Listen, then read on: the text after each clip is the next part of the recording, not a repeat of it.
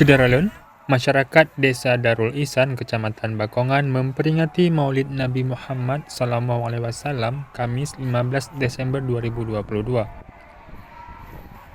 Peringatan Maulid Nabi dilaksanakan di pinggir pantai, dihadiri oleh berbagai undangan yang berasal dari daerah lain di kawasan Aceh Selatan.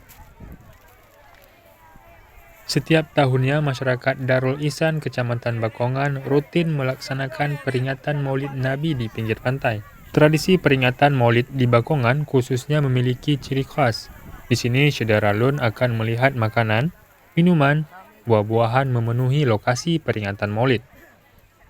Makanan-makanan tersebut dihias sedemikian rupa sehingga menjadi lebih menarik dan lebih semarak.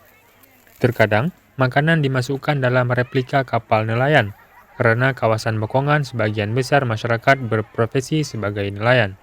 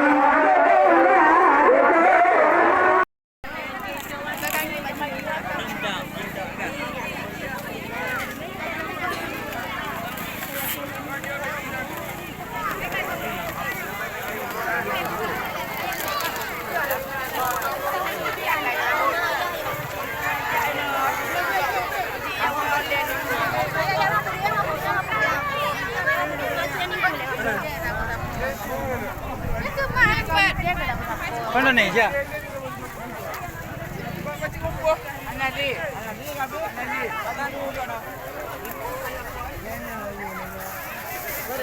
Kita moto. Johan moto hitam.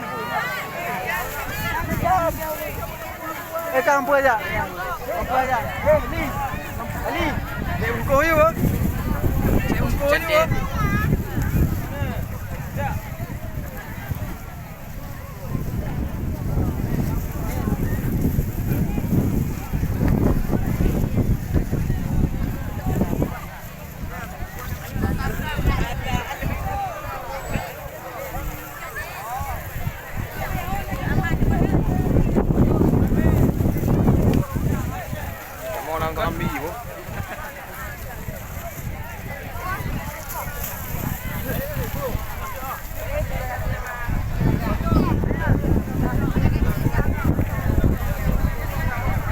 Dari Bakongan, Syederalun Teguh Kurniawan Tes melaporkan untuk serambinews.com.